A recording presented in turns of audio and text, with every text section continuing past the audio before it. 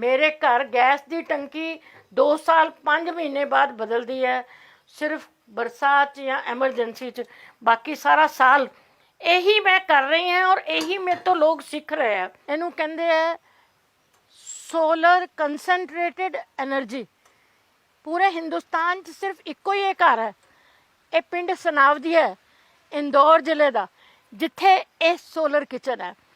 और ये solar kitchen च 40-50 लोगों का खाना बन जाता है। बाकी होर सोलर कुकर्स भी है, क्योंकि मैं लोगों को ट्रेनिंग फ्री दिनी है। हमें लकड़ी, गैस, कंडे कुछ नहीं लगता।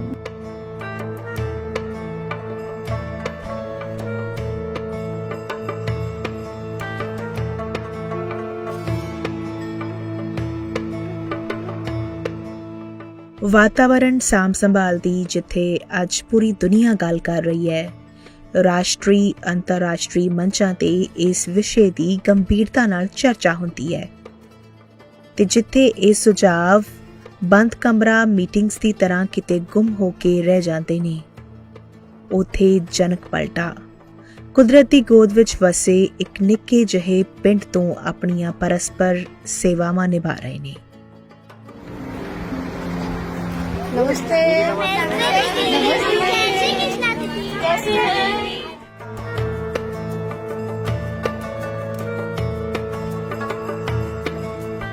मैनू तेरा शबाब ले बैठा, रंग गोरा गुलाल ले बैठा, वेल जद भी मिली है फर्जां तो, तेरे मुख दी किताब ले बैठा। ਪੰਜਾਬ ਦੀ ਧੀ ਜਨਕ ਪਲਟਾ ਮੱਧ ਪ੍ਰਦੇਸ਼ ਦੇ ਇੰਦੌਰ ਦੇ ਸਨਾਵਦੀਆ ਪਿੰਡ ਦੇ ਵਿੱਚ ਇਹਨਾਂ ਦੇ ਨਾਲ ਰਹਿ ਰਹੇ ਨੇ। ਇਸ ਪਿੰਡ ਦੇ ਵਿੱਚ ਜਨਕ ਨੂੰ ਫਰਿਸ਼ਤਿਆਂ ਦੇ ਵਾਂਗਰ ਪੂਜਿਆ ਜਾਂਦਾ ਹੈ। 32 ਸਾਲਾਂ ਦਾ ਲੰਬਾ ਅਰਸਾ ਜਨਕ ਨੇ ਨਿਸ਼ਕਾਮ ਸੇਵਾ ਕਰਕੇ ਗੁਜ਼ਾਰਿਆ। ਕਿਸ ਚੀਜ਼ ਨੇ ਉਹਨਾਂ ਨੂੰ ਇਸ ਸੇਵਾ ਵੱਲ ਪ੍ਰੇਰਿਤ ਕੀਤਾ, तमाम ਗੱਲਾਂ ਬਾਤਾਂ ਅੱਜ ਦੇ ਇਸ ਪ੍ਰੋਗਰਾਮ ਦੇ ਵਿੱਚ ਆਪ ਸਭ ਦੇ ਨਾਲ ਸਾਂਝਾ ਕਰਾਂਗੇ। ਤੁਸੀਂ ਜੁੜ ਚੁੱਕੇ ਹੋ ਦਾ ਅਨਮਿਊਟ ਦੇ ਨਾਲ ਤੇ ਮੈਂ ਹਾਂ ਤੁਹਾਡੇ ਨਾਲ ਗੁਰਮੀਤ।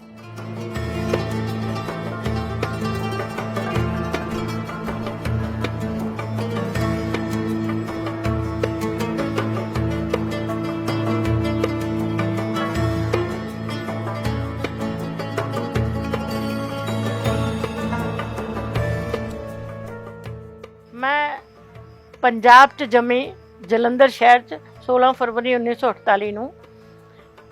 ਪਲਟਾ ਪਰਿਵਾਰ ਗੁਰੂ ਨਾਨਕ ਦੇਵ ਜੀ ਦੀ ਭੈਣ ਬੀਬੀ ਨਾਨਕੀ ਜੀ ਦੇ ਜਿਸ ਪਰਿਵਾਰ ਚੋਂ ਵਿਆਹੀ ਸੀ, ਉਸ ਪਰਿਵਾਰ ਦਾ ਇੱਕ ਛੋਟਾ ਜਿਹਾ ਅੰਸ਼ ਹੈ। ਮੈਂ ਪਲਟਾ ਪਰਿਵਾਰ ਦੀ ਧੀ ਹਾਂ। ਮੈਂ ਉਹ ਪਲਟਾ ਪਰਿਵਾਰ ਚ ਵਿਆਹੀ ਸੀ। ਉਸ ਤੋਂ ਬਾਅਦ ਚੰਡੀਗੜ੍ਹ ਮੇਰਾ ਲਾਲਨ ਪਾਲਨ ਹੋਇਆ। ਚੰਡੀਗੜ੍ਹ 'ਚ ਮੈਂ ਆਪਣੀ ਜ਼ਿੰਦਗੀ ਦੇ ਲਗਭਗ 30 ਸਾਲ ਉੱਥੇ ਕੱਢੇ ਮੈਂ। ਪਰ ਮੈਂ 15 ਸਾਲ ਦੀ ਉਮਰ 'ਚ 16ਵੇਂ ਸਾਲ 'ਚ ਆਈ ਤਾਂ ਮੈਨੂੰ ਬਹੁਤ ਵੱਡਾ ਇੱਕ ਓਪਨ ਹਾਰਟ ਸਰਜਰੀ ਲਈ PGI ਦਾਖਲ ਹੋਣਾ ਪਿਆ। ਔਰ ਸਕੂਲ ਪਾਸ ਕੀਤਾ ਸੀਗਾ, ਕਾਲਜ ਜਾਣਾ ਸੀ, ਸਾਰੇ ਸੁਪਨੇ ਸੀ ਜ਼ਿੰਦਗੀ ਦੇ।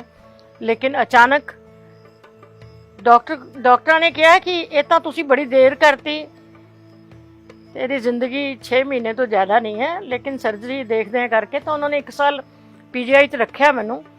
ਲੇਕਿਨ 1 ਸਾਲ 'ਚ 9 ਮਹੀਨੇ ਤੱਕ ਉਹਨਾਂ ਨੇ ਮੇਰੀ ਸਰਜਰੀ ਨਹੀਂ ਕੀਤੀ। ਔਰ ਉਹ ਬੜੀ ਲੰਬੀ ਕਹਾਣੀ ਹੈ, ਪਰ ਸ਼ਾਰਟ ਜਦੋਂ ਮੇਰੀ ਸਰਜਰੀ ਹੋਈ, ਉਹ ਇੰਡੀਆ ਦੀ ਪਹਿਲੀ ਸਕਸੈਸਫੁਲ ਸਰਜਰੀ ਸੀ। ਅਤੇ ਪਰਮਾਤਮਾ ਨੇ ਜਿਸ ਟਾਈਮ ਮੈਨੂੰ ਡਾਕਟਰਾਂ ਨੇ ਕਿਹਾ ਕਿ ਦੇਖ ਜਨਕ, ਅੱਖਾਂ ਖੋਲ, ਤੇਰੀ ਸਰਜਰੀ ਸਕਸੈਸਫੁਲ ਹੈ, you have made the history of India. ਅੱਖ ਖੋਲ੍ਹਣ ਤੋਂ ਬਾਅਦ ਮੈਂ ਰੱਬ ਨੂੰ ਕਿਹਾ ਥੈਂਕ ਯੂ ਕਰਨ ਲਈ ਜ਼ਿੰਦਗੀ ਨਵੀਂ ਦਿੱਤੀ ਹੈ। ਰੱਬਾ, ਇਹ ਤੇਰੇ ਥੈਂਕ ਯੂ 'ਚ ਲੱਗੇਗੀ।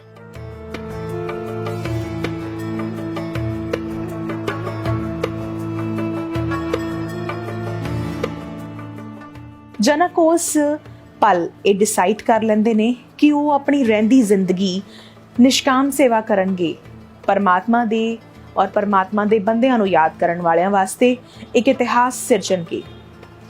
ਇਸ ਉਪਰੰਤ ਉਹਨਾਂ ਨੇ ਬਹੁਤ ਕੁਝ ਕੀਤਾ, ਗਵਰਨਮੈਂਟ ਜੌਬ ਕੀਤੀ, ਰਿਸਰਚ ਫੈਲੋ ਰਹੇ, ਉਹ ਵੀ ਚੰਡੀਗੜ੍ਹ ਯੂਨੀਵਰਸਿਟੀ ਦੇ ਵਿੱਚ ਐਜ਼ ਅ ਲੈਕਚਰਰ ਕੰਮ ਕੀਤਾ, ਬਹੁਤ ਕੁਝ ਕੀਤਾ। ਪਰ ਹਾਲੇ ਵੀ ਜਨਕ ਖੁਸ਼ ਨਹੀਂ ਸਨ। ਉਹਨਾਂ ਨੂੰ ਲੱਗ ਰਿਹਾ ਸੀ ਕਿ ਜੋ ਉਹ ਕਰਨਾ ਚਾਹੁੰਦੇ ਨੇ, ਲੋਕਾਂ ਦੀ ਹੈਲਪ ਕਰਨਾ ਚਾਹੁੰਦੇ ਆ, ਉਹ ਹੈਲਪ ਨਹੀਂ ਹੋ ਰਹੀ। ਸ਼ਿਵ ਨੂੰ ਇੱਕ ਗਮ ਤਹੀ ਭਰੋਸਾ ਸੀ, ਗਮ ਤੋਂ ਕੋਰਾ ਜਵਾਬ ਲੈ ਬੈਠ। ਕੀ ਬਾਤ ਹੈ। 16 ਸਾਲ ਮੈਨੂੰ ਲੱਗੇ ਇਹ ਰਸਤਾ ਲੱਭਣ ਲਈ ਕਿ ਮੈਂ ਰੱਬ ਦਾ ਸ਼ੁਕਰੀਆ ਕਿੱਦਾਂ ਕਰਨਾ ਹੈ। ਉਸ ਦੌਰਾਨ ਮੈਂ ਆਪਣੀਆਂ ਪੜ੍ਹਾਈਆਂ ਕੀਤੀਆਂ, ਨੌਕਰੀਆਂ ਕੀਤੀਆਂ ਬਹੁਤ ਸਾਰੀਆਂ। 16 ਸਾਲ ਦੀ ਮੇਰੀ ਬਹੁਤ ਵੱਡੀ ਸਰਚ ਤੋਂ ਬਾਅਦ, ਮਤਲਬ ਮੈਂ ਚਾਰੋਂ ਧਾਮ ਕੀਤੇ, ਸਾਰੇ ਗੁਰਦੁਆਰੇ, ਹੇਮਕੁੰਟ ਸਾਹਿਬ, ਸਾਰੇ ਤੀਰਥ, ਸਾਰੇ ਮਿਸ਼ਨ ਜਿੰਨੇ ਵੀ ਹੈ ਚਾਹੇ ਗਈ, ਔਰ ਹਰ ਜਗ੍ਹਾ ਤੇ ਮੈਂ ਸੋਚਿਆ ਕਿ ਮੈਂ ਕਿੱਦਾਂ ਕਿਹੜੇ ਇਸ ਤਰੀਕੇ ਨਾਲ ਕਿੱਦਾਂ ਦੀ ਸੇਵਾ ਦੇ ਕੰਮ ਥੈਂਕ ਯੂ ਕਿੱਦਾਂ ਕਰਨਾ। ਅਲਟੀਮੇਟਲੀ 16 ਸਾਲ ਬਾਅਦ ਮੈਨੂੰ ਬਹਾਈ ਧਰਮ ਮੈਂ ਲੱਭਿਆ, ਮੈਂ ਅਪਣਾਇਆ ਬਹਾਈ ਧਰਮ, ਤੇ ਬਹਾਈ ਧਰਮ ਨੇ ਮੇਰਾ ਰਸਤਾ ਜ਼ਿੰਦਗੀ ਦਾ ਮੈਨੂੰ ਦੱਸਿਆ ਜੀ। ਲੋਟਸ ਟੈਂਪਲ ਦੇ ਨਾਂ ਤੋਂ ਜ਼ਿਆਦਾ ਲੋਕ ਬਹਾਈ ਧਰਮ ਨੂੰ ਜਾਣਦੇ ਆ।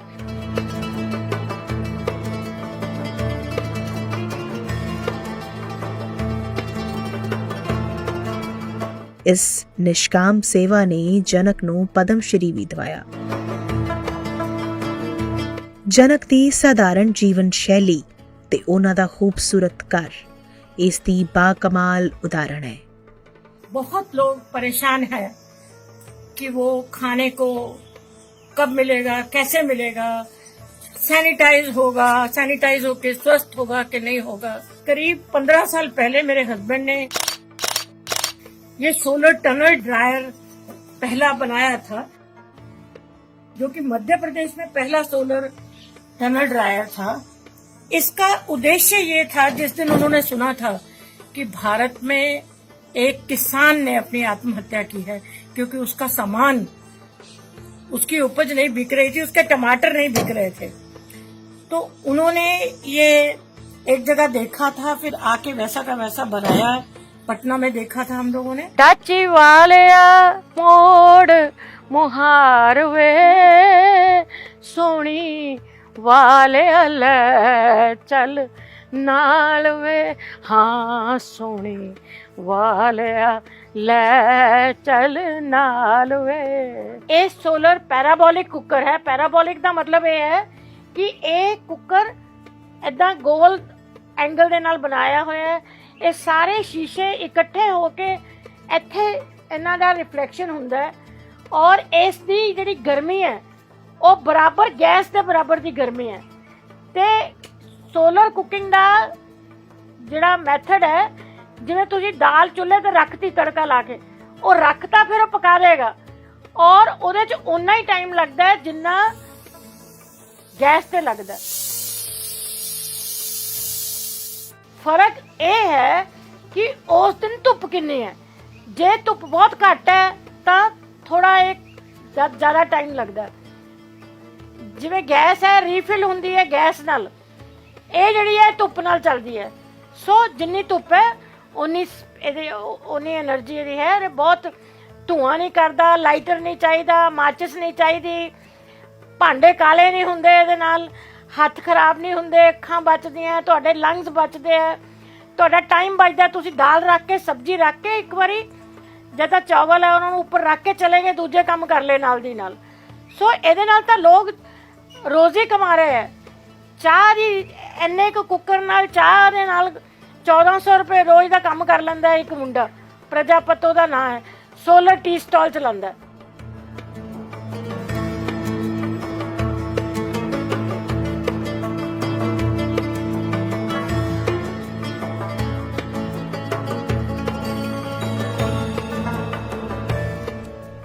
ਇੱਕ ਦਿਨ ਉਹਨਾਂ ਨੂੰ ਕਿਹਾ ਜਾਂਦਾ ਹੈ ਕਿ ਤੁਸੀਂ ਇੰਦੌਰ ਜਾਓਗੇ। ਇੱਕ ਪ੍ਰੋਜੈਕਟ ਦਿੱਤਾ ਜਾਂਦਾ ਹੈ। ਇਸ ਪ੍ਰੋਜੈਕਟ ਦੇ ਜਨਕ ਡਾਇਰੈਕਟਰ ਸਨ। ਇਹ ਪ੍ਰੋਜੈਕਟ ਸੀ ਰੂਰਲ ਔਰਤਾਂ ਨੂੰ ਐਜੂਕੇਟ ਕਰਨ ਦਾ, ਉਹਨਾਂ ਦਾ ਸਟੈਂਡਰਡ ਆਫ ਲਿਵਿੰਗ ਅਪਲਿਫਟ ਕਰਨ ਦਾ। ਜਨਕ ਇੰਦੌਰ ਚਲੇ ਜਾਂਦੇ ਨੇ। ਮੱਧ ਪ੍ਰਦੇਸ਼ ਦਾ ਇੰਦੌਰ ਦਾ ਇਲਾਕਾ ਜੋ ਜਨਕ ਨੂੰ ਅਲਾਟ ਹੁੰਦਾ ਹੈ ਉਹ ਮਹਿਜ਼ 6 ਏਕੜ ਦੀ ਜ਼ਮੀਨ ਸੀ। 6 ਏਕੜ ਦੀ ਜ਼ਮੀਨ ਇੱਕ ਓਪਨ ਅਨਅਟੈਂਡਡ ਲੈਂਡ ਜਿਸ ਤੇ ਕੋਈ ਬਾਉਂਡਰੀ ਵਾਲ ਵੀ ਨਹੀਂ। ਪ੍ਰੋਜੈਕਟ ਦੇ ਡਾਇਰੈਕਟਰ ਹੋਣ ਦੇ ਹਵਾਲੇ ਨਾਲ ਜਨਕ ਉੱਥੇ ਪਹੁੰਚਦੇ ਨੇ। ਹਾਲਾਂਕਿ ਇਹਨਾਂ ਕੋਲ ਕੋਈ ਸਟਾਫ ਨਹੀਂ, ਕਿਸੇ ਤਰ੍ਹਾਂ ਦੀ ਕੋਈ ਫੈਸਿਲਿਟੀ ਨਹੀਂ ਔਰ ਜਿਹੜੀ ਉਹ 6 ਏਕੜ ਦੀ ਜਗ੍ਹਾ ਹੈ ਉੱਥੇ ਟਰੱਕ ਪਾਰਕ ਕੀਤੇ ਜਾਂਦੇ ਸਨ, ਉਸ ਨੂੰ ਮਕੈਨਿਕਸ ਯੂਜ਼ ਕਰਦੇ ਸਨ। ਆਮ ਕਰਕੇ ਲੋਕਾਂ ਦਾ ਜਾਂ ਜਨਕ ਨੂੰ ਮਿਲਣ ਵਾਲਿਆਂ ਦਾ ਇੱਕੋ ਹੀ ਸਵਾਲ ਹੁੰਦਾ ਸੀ ਕਿ ਤੁਹਾਡੀ ਸਿਕਿਉਰਿਟੀ ਇੱਥੇ ਕੀ ਹੈ। ਸਾਲ ਭਰ ਦੇ ਵਿੱਚ ਖਾਣ ਪੀਣ ਦੀਆਂ तमाम ਜ਼ਰੂਰਤਾਂ ਦਾ ਸਮਾਨ ਜਨਕ ਖੁਦ ਉਗਾਉਂਦੇ ਨੇ। ਬੇਸ਼ੱਕ ਮਸਾਲੇ ਹੋਣ ਜਿਸ ਵਿੱਚ ਧਨੀਆ, ਜੀਰਾ, ਅਜਵਾਇਣ, ਮੇਥੇ, ਹਰ ਤਰ੍ਹਾਂ ਦੀਆਂ ਸਬਜ਼ੀਆਂ, ਦਾਲਾਂ, ਹਲਦੀ, ਮਿਰਚਾਂ। ਇੰਨਾ ਹੀ ਨਹੀਂ, ਘਰ ਆਏ ਮਹਿਮਾਨਾਂ ਨੂੰ ਚਾਹ ਦੇ ਨਾਲ ਸਰਵ ਕਰਨ ਵਾਲਾ ਨਮਕੀਨ ਤੱਕ ਘਰ ਦਾ ਬਣਿਆ ਹੁੰਦਾ ਹੈ। ਖਾਣਾ ਪਕਾਉਣ ਲਈ ਸੋਲਰ એનર્ਜੀ ਦੀ ਵਰਤੋਂ ਕੀਤੀ ਜਾਂਦੀ ਹੈ। ਬਿਜਲੀ ਲਈ ਵਿੰਡ એનર્ਜੀ ਦਾ ਉਪਯੋਗ ਕੀਤਾ ਜਾਂਦਾ ਹੈ।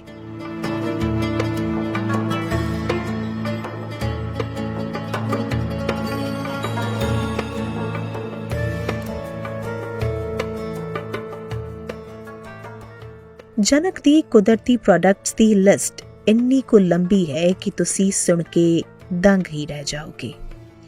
ਜੜੀਆਂ ਬੂਟੀਆਂ ਤੱਕ ਇੱਥੇ ਉਗਾਈਆਂ ਜਾਂਦੀਆਂ ਨੇ। ਚਾਹ ਪੱਤੀ ਹੋਵੇ ਜਾਂ ਸਾਬਣ, ਨੈਚੁਰਲ ਸ਼ੈਂਪੂ ਹੋਵੇ ਜਾਂ ਤੇਲ, ਹਰ ਚੀਜ਼ ਸਿਰਫ ਤੇ ਸਿਰਫ ਆਰਗੈਨਿਕ।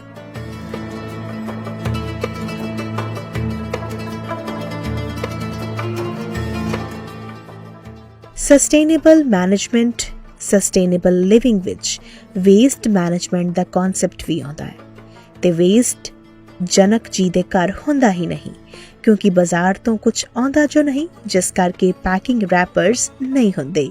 ਬਾਕੀ ਛੱਲੀਆਂ ਭੁੰਨਦੇ ਸਮੇਂ ਉਸ ਦੇ ਛਿੱਲੜ, ਸਬਜ਼ੀਆਂ ਦੇ ਛਿਲਕੇ ਉਹ ਤਾਂ ਗਾਵਾਂ ਮੱਝਾਂ ਬਹੁਤ ਖੁਸ਼ ਹੋ ਕੇ ਖਾ ਲੈਂਦੀਆਂ ਨੇ।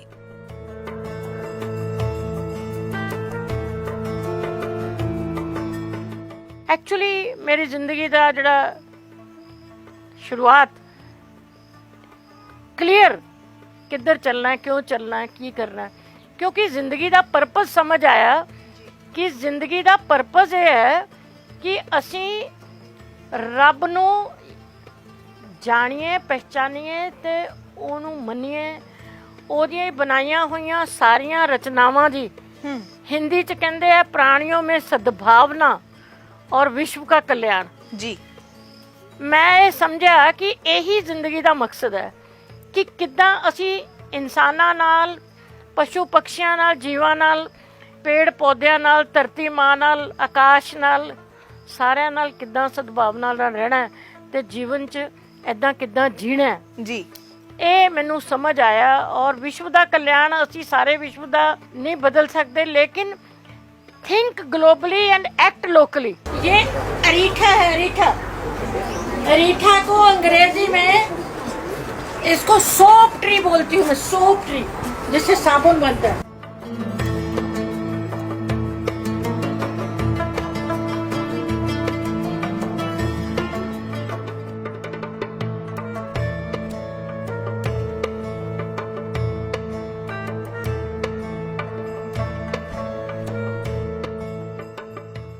जी रवीना, आप अपने बारे में बताएं, कितने समय हो गया है आपको इनके साथ, यानी कि जनक दीदी के साथ आप एसोसिएटेड हैं? 1999 में मेरा बर्थ हुआ था और तब से ही मैं दीदी के साथ हूँ। मेरी मम्मी पापा वहीं पे जॉब करते थे और दीदी के साथ ही बड़े हुए हैं। जब से छोटे थे उनसे ही सीखा है सब कुछ। तो क्या क्या आपने इनसे सीखा है? बहाई फेथ के बारे में इनसे जाना है हमने, इनसे ही हमें सब कुछ पता चला है। और फिर हमारी पढ़ाई से लेके अभी तक हम इनके साथ हैं, तो हमें 22 इयर्स हो गए हैं इनके साथ। तो जैसे आप MBA कर रही हैं तो कौन से सब्जेक्ट में आप कर रही हैं? आपका फाइनेंस में कर रही हैं, फील्ड आपका फाइनेंस है। तो यहाँ जैसे दूर दूर तक कोई सहूलियत नहीं है, तो आप कैसे मैनेज करती हैं जाना आना कॉलेज से, या क्या सिस्टम क्या है आपका? लोकल बस चलती है तो लोकल बस से जाती हूँ मैं। फूड प्रोसैसिंग ਨੂੰ ਪ੍ਰਮੋਟ ਕਰਦੇ ਨੇ ਜਨਕ ਪਲਟਾ। ਫੂਡ ਪ੍ਰੋਸੈਸਿੰਗ ਦੀ ਦੁਹਾਈ ਸਾਡੇ ਰੇਡੀਓ ਸਟੇਸ਼ਨਸ, ਇਵਨ ਕਿ ਨੈਸ਼ਨਲ ਸਟੇਸ਼ਨਸ ਕਿੰਨੇ ਹੀ ਅਰਸੇ ਤੋਂ ਦਿੰਦੇ ਆ ਰਹੇ ਨੇ, ਪਰ ਇਸ ਨੂੰ ਕਿੰਨੇ ਕੁ ਲੋਕਾਂ ਨੇ ਯੂਜ਼ ਕੀਤਾ ਅਸੀਂ ਸਾਰੇ ਜਾਣਦੇ ਹਾਂ। ਕਿੰਨੇ ਕੁ ਲੋਕ ਇਸ ਵਾਲੇ ਪਾਸੇ ਨੂੰ ਵਧੇ ਅਸੀਂ ਸਾਰੇ ਜਾਣਦੇ ਹਾਂ। ਸਾਨੂੰ ਬਿਮਾਰੀਆਂ ਲੱਗਦੀਆਂ ਨੇ, ਉਹ ਇਸੇ ਕਰਕੇ ਲੱਗਦੀਆਂ ਨੇ ਕਿਉਂਕਿ ਅਸੀਂ ਕੁਦਰਤ ਤੋਂ ਕੋਹਾਂ ਦੂਰ ਹੋ ਗਏ ਹਾਂ। ਦਾਲਾਂ, ਸਬਜ਼ੀਆਂ, ਫਲ ਫਰੂਟ, ਮਸਾਲੇ, ਜੜੀ ਬੂਟੀਆਂ, ਹਰ ਇੱਕ ਚੀਜ਼ ਜਨਕ ਖੁਦ ਉਗਾਉਂਦੇ ਨੇ। ਹਰ ਇੱਕ ਤਰ੍ਹਾਂ ਦੀ ਦਾਲ ਸਬਜ਼ੀ ਇਹਨਾਂ ਕੋਲ ਹੁੰਦੀ ਹੈ। ਚਾਕਲੇਟ ਦਾ ਪੌਦਾ ਇਹਨਾਂ ਦੇ ਕੋਲ ਲੱਗਿਆ ਹੋਇਆ ਹੈ। ਗੱਲ ਕੀ ਕੁਝ ਵੀ ਮੁਸ਼ਕਿਲ ਨਹੀਂ। ਮਿਲਕ ਔਰ ਮਿਲਕ ਪ੍ਰੋਡਕਟਸ ਜਿਹੜੀ ਨੇ ਉਹਨਾਂ ਦੀ ਜ਼ਰੂਰਤਾਂ ਗਊਆਂ ਮੱਝਾਂ ਤੋਂ ਪੂਰੀਆਂ ਹੋ ਜਾਂਦੀਆਂ ਨੇ। ਇਸ ਤੋਂ ਇਲਾਵਾ ਫੂਡ ਪ੍ਰੋਸੈਸਿੰਗ ਨੂੰ ਜਦੋਂ ਇਹ ਤਰਜੀਹ ਦਿੰਦੇ ਨੇ ਤਾਂ ਇਹ ਦੱਸਦੇ ਨੇ ਕਿ ਸਾਡੇ ਕੋਲ ਜੇਕਰ ਚਨੇ ਦੀ ਦਾਲ ਹੁੰਦੀ ਹੈ ਉਸਨੂੰ ਪ੍ਰੋਸੈਸ ਕਰਕੇ ਅਸੀਂ ਵੇਸਣ ਬਣਾ ਲੈਂਦੇ ਹਾਂ। ਲੋਕੀ ਜਿਹੜੇ ਇਹਨਾਂ ਦੇ ਘਰ ਮਹਿਮਾਨ ਦੇ ਤੌਰ ਤੇ ਆਉਂਦੇ ਨੇ ਉਹਨਾਂ ਨੂੰ ਉਸੇ ਵੇਸਣ ਦਾ ਨਮਕੀਨ ਬਣਾ ਕੇ ਸਰਵ ਕੀਤਾ ਜਾਂਦਾ ਹੈ, ਯਾਨੀ ਕਿ ਸਨੈਕਸ ਵੀ ਹੋਮਮੇਡ। ਮੂੰਗਫਲੀ ਹੋਈ ਤਾਂ ਉਸ ਤੋਂ ਪੀਨਟ ਬਟਰ ਬਣਾ ਲਿਆ।